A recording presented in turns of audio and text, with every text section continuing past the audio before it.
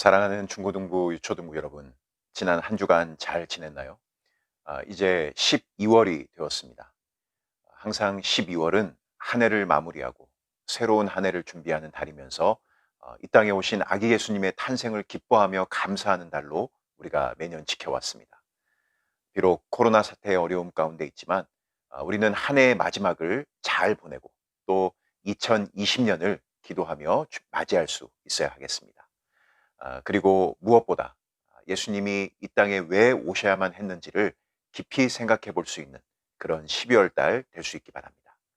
그럼 오늘 사무엘상 말씀으로 함께 들어가 보겠습니다.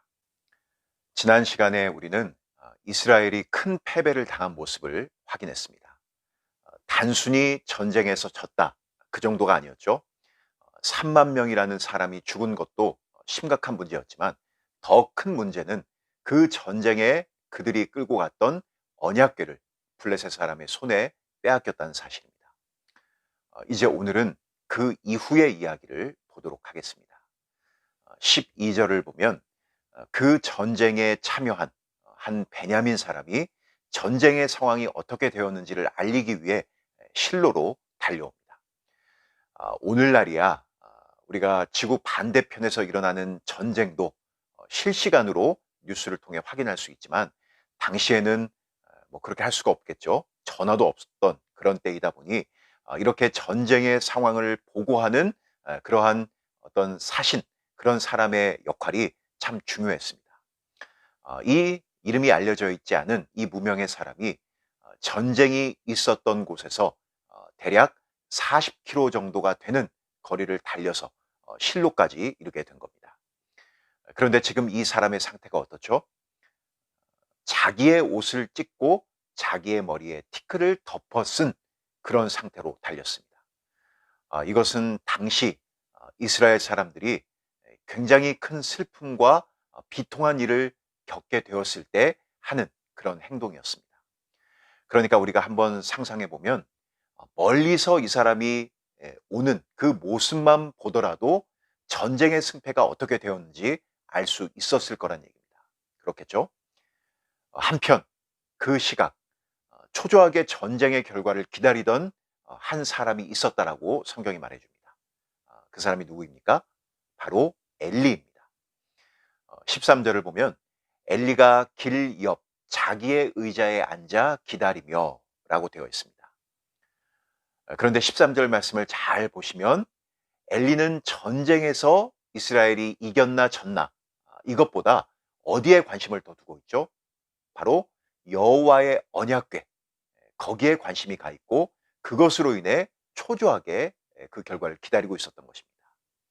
마침 그때 전쟁의 소식을 전한 사람이 성읍에 들어왔고 상황을 전해들은 성읍 사람들이 부르짖기 시작합니다. 눈이 제대로 보이질 않아서 어떤 상황인지 몰라 당황해하던 엘리에게 그 베냐민 사람이 다가가 드디어 전쟁의 소식을 전하게 됩니다. 17절에서 우리는 그 내용을 확인할 수 있습니다. 먼저 이스라엘이 블레셋 앞에서 도망을 했고 백성 중에 큰 살육이 있었는데 그 중에 당신의 아들인 홈리와 비느하스가 포함되었다, 이렇게 이야기합니다. 그리고 마지막으로 하나님의 언약궤가 빼앗겼다라고 보고를 하는 것이죠. 잘 보시면 점점 더 크고 중요한 내용의 순서로 이야기를 하고 있다는 것을 발견할 수 있게 됩니다. 엘리는 전쟁에서 이스라엘이 졌다는 것과 심지어 자신의 두 아들이 죽었다는 소식에도 크게 당황하지 않습니다. 왜 그랬을까요? 이미 하나님이 엘리 자신에게도 그렇게 될 것을 말씀해 주셨고 또 사무엘을 통해서도 다시 한번 확증해 주셨기 때문입니다. 그런데 18절을 보면 언약궤가 빼앗겼다는 말을 듣고 엘리는 의자에서 자빠져 문 곁에서 목이 부러져 죽게 됩니다. 엘리가 가지고 있던 두려움과 고통은 자식 때문이 아니라, 전쟁의 승패 때문이 아니라 바로 하나님의 언약궤 때문이었다는 것을 보여줍니다. 여러분, 엘리는 제사장이었습니다. 제사장에게 있어서 가장 중요한 것은 바로 하나님의 언약궤였습니다. 사실 하나님의 언약궤가 존재하기 때문에 제사장도 존재하는 것이고 또한 이스라엘 백성들도 존재하는 것입니다. 이것은 지난 시간에도 말했지만 단순히 하나님의 언약궤라는 어떤 그 물건 자체가 중요해서가 아니라 하나님이 임재하시는 상징이 바로 하나님의 언약궤이기 때문에 그렇습니다. 이 언약궤가 있음으로 해서 이스라엘은 다른 이방 민족과 구별이 되는 것입니다.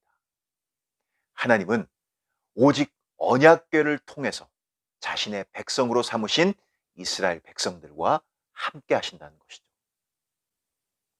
그리고 무엇보다 제사장이 가지고 있는 특권이 있습니다. 그것은 다름이 아니라 1년에 한 번 대속죄일에 언약궤가 있는 지성소에 들어가는 일이었습니다. 그 언약궤의 뚜껑인 속죄소 위에 짐승의 피를 뿌림으로 해서 하나님이 이스라엘의 죄를 사해 주시고 거룩한 하나님의 백성으로 살 수 있게 하신 것입니다. 그런데 이 언약궤를 빼앗겼다는 것은 한마디로 하나님이 이스라엘을 떠나셨다라고 엘리는 판단을 한 것입니다. 그 사실이 그를 경악하게 했고 결국 죽음에 이르게 된 것입니다. 하지만 이후에 우리가 말씀을 통해 확인을 할 수 있듯이 하나님은 언약궤를 블레셋이 빼앗아 가도록 허용을 하신 것뿐입니다. 엘리의 생각처럼 언약궤가 사라지면 하나님도 떠나고 언약궤가 있어야만 하나님도 계시는 것은 아닙니다. 하나님은 그런 하나님이 아니십니다. 중요한 것은 무엇일까요? 그 언약궤를 통해 이스라엘 백성들과 함께 하시는 하나님께 순종하는 것이고 그 하나님을 사랑함으로 하나님과 함께하는 것입니다.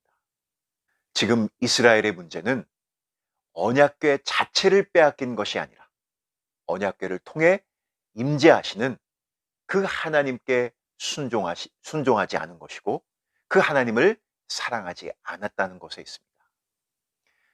사랑하는 중고등부, 유초등부 여러분, 우리도 마찬가지입니다. 내가 예배를 드리고 있고 밥 먹을 때 기도도 하고 있고 헌금도 빠지지 않고 잘 드린다는 그 자체에 만족하고 내 할 일을 다 했다 이렇게 생각해서는 안 됩니다. 내가 예배를 받으시는 하나님께 얼마나 순종하고 있는지, 나의 기도를 들으시는 하나님의 그 큰 사랑을 얼마나 알고 있는지, 또한 내가 헌금을 드릴 수 있도록 은혜를 베푸신 하나님과 얼마나 가까이 하고 있는지가 더 중요한 문제입니다. 멋진 선물 상자를 가졌다고 해서 그 자체만을 가지고 자랑하는 사람은 바보입니다. 상자가 중요한 것이 아니라 그 안에 값지고 소중한 물건이 들어있는 것이 훨씬 중요한 것이죠. 엘리와 이스라엘 백성들은 바로 그것을, 본질을 놓친 것이다라고 오늘 말씀은 우리에게 전해주고 있는 것입니다. 나는 하나님을 믿습니다 라고 큰 소리로 말하는 것이 우선이 아닙니다. 그 말 속에 담겨져 있는 놀라운 의미를 하나하나 점점 더 알아갈 수 있는 우리 중고등부, 유초등부, 우리 모든 친구들 될 수 있기를 간절히 소망합니다. 기도하겠습니다. 하나님 우리 아버지, 은혜를 감사합니다. 이제 12월을 맞아 첫 번째 주일 코로나 사태의 어려움으로 인해서 우리가 함께하지 못하고 이렇게 동영상을 통해서 말씀을 듣게 되었습니다. 하나님, 오늘 주신 말씀을 통해서 우리가 우리의 신앙을 또 하나님을 믿는다는 것의 가장 중요한 본질을 우리가 다시 한번 확인할 수 있는 은혜를 더하여 주시옵소서. 오늘 엘리와 이스라엘 백성들은 하나님의 언약궤가 빼앗겼다는 그 자체만을 가지고 그것이 마치 하나님이 떠난 것이다라고 생각하는 잘못을 범했습니다. 그러나 하나님은 물건이, 그 언약궤가 있다는 것으로 하나님이 존재하고 그것이 없음으로 하나님이 존재하지 않는 것이 아니라 하나님은 늘 우리와 함께 하시면서 가장 중요한 것은 하나님께 순종하는 것이고 하나님을 사랑하는 것이고 그 하나님과 더 가까이 하는 것이 참으로 중요하다는 것을 오늘 말씀을 통해 확인하게 되었습니다. 우리 사랑하는 중고등부, 유초등부 모든 친구들이 그렇게 하나님을 섬기고 하나님을 믿을 수 있는 우리 모든 친구들 될 수 있도록 은혜를 베풀어 주시옵소서. 이제 12월이 시작되었습니다. 2020년의 마지막 하나님의 은혜 가운데 잘 마무리해 지을 수 있도록 함께 해주시고 무엇보다 이 땅에 오신 아기 예수님의 그 탄생을 기뻐하고 감사하고 그 의미를 마음에 깊이 새길 수 있는 우리 모든 친구들 될 수 있도록 하나님께서 은혜를 더하여 주시옵소서. 함께 해 주시기를 간절히 소망하옵고 예수님의 이름으로 기도드립니다.